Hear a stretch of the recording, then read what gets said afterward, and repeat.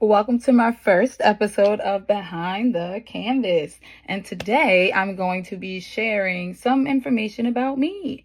There's about 14 questions and I'm going to be answering them all so you can get to know me a little bit more.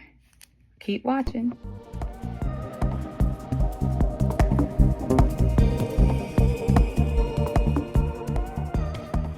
So question number one is, what inspired you to become an artist?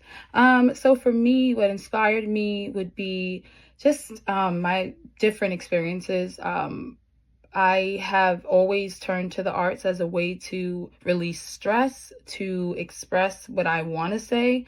Because sometimes words can fail me, but when I throw in a paintbrush and a piece of paper, some reason I could really get those emotions out. So that works for me.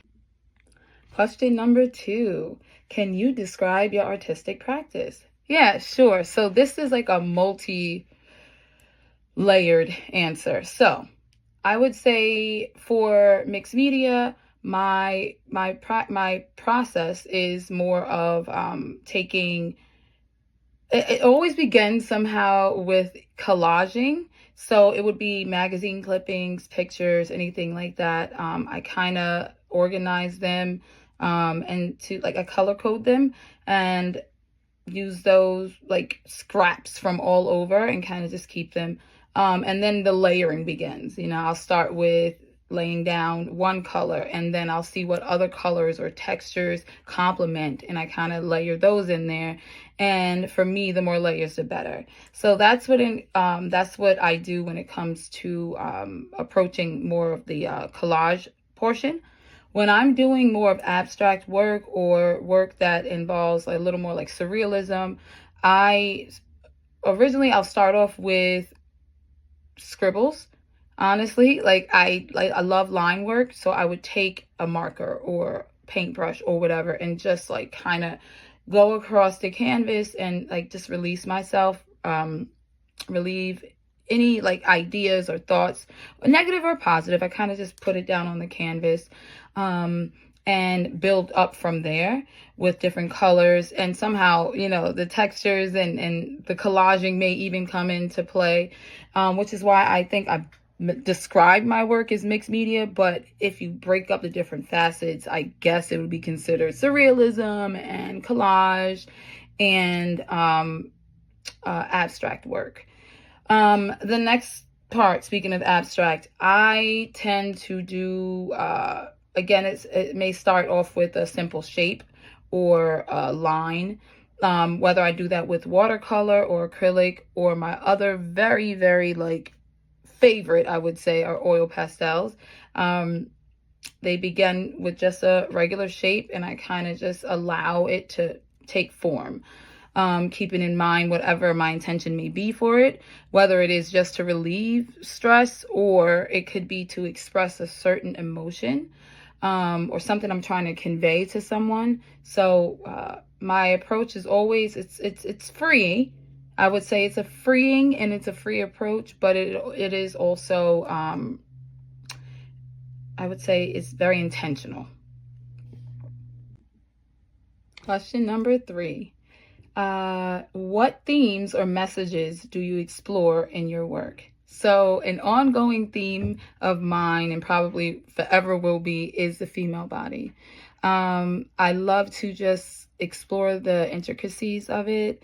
I am amazed by how we're built, how we were created, the levels of just pain, of challenges, of happiness, of all of it. Like, I am very fascinated with it. I am very grateful to be a woman and to be able to use the arts to explore that.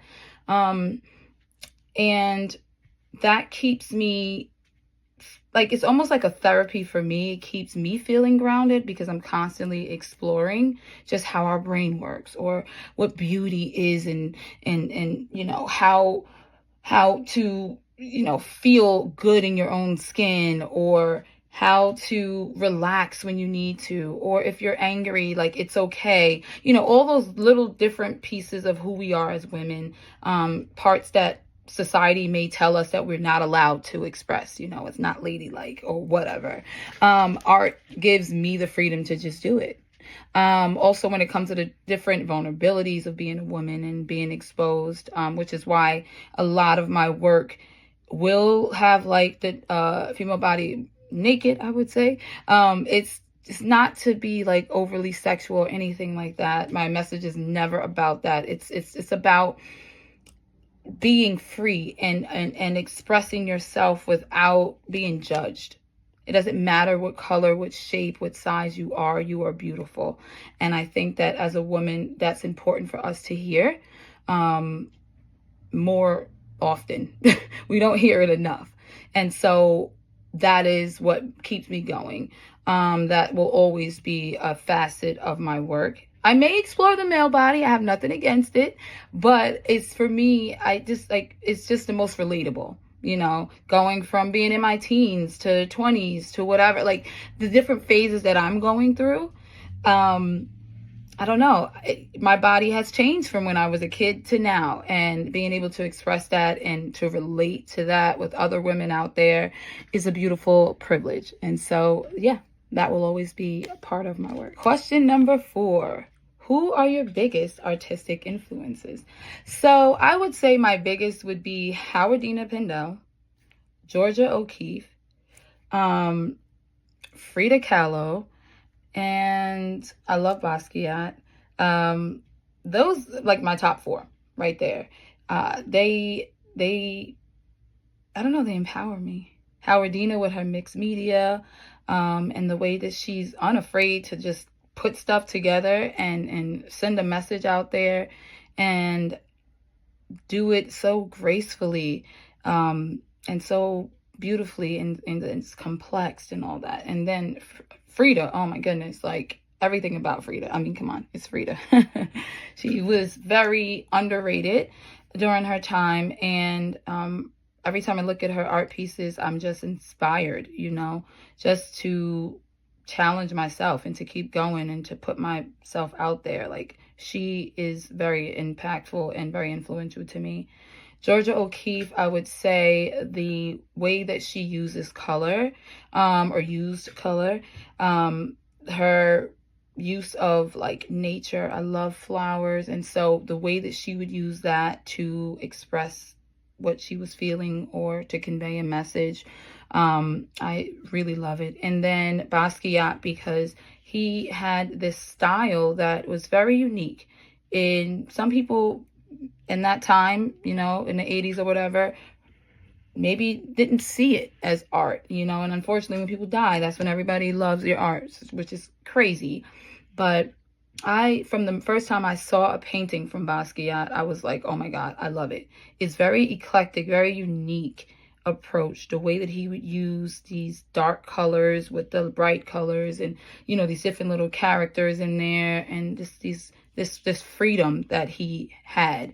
And he, it inspires me to just stay free in my work, throw in whatever I feel is good for me. It's not about the audience, it's about what I feel. Question number 5. How do you stay motivated during creative blocks? Oh, I love that question. I would say taking breaks is good. Take a break. Go and explore around you. I know for me, living in New York, it's very easy to get inspiration. I don't know about y'all, but I love to like people watch. And so just walking around, going to different parks, going to museums is another one. I love that we have so many museums in this city and galleries. I'm able to view different artists' work and their approach to their artistic techniques. It really inspires me, and it motivates me to keep going.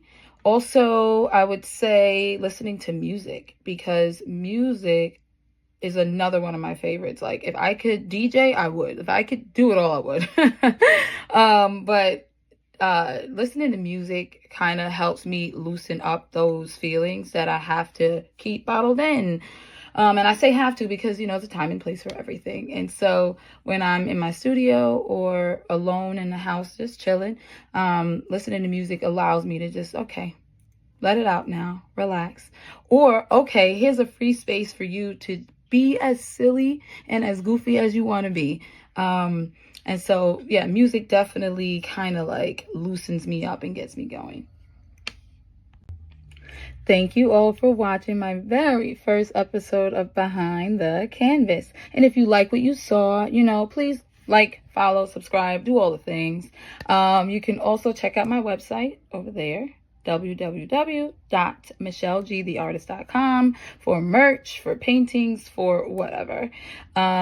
Also, my blog is on there, so you can stay up to date with some tips and techniques that I would love to share with you. You can sign up for my newsletter. There's so much, guys. Just check out the website. Support your girl, okay? Also, you can check out my Instagram so you can stay up to date with my latest videos that I have and different paintings or projects that I'm doing. But most importantly, please, I hope that this interview, that this Behind the Canvas episode has inspired you all to get started with your art. Do your thing. This is your year. Don't stand in your own way of success, okay? I don't want to sound cliche, but I really mean that. I believe in you. You got to believe in you. You got this. Until next time, guys. Thank you. Bye.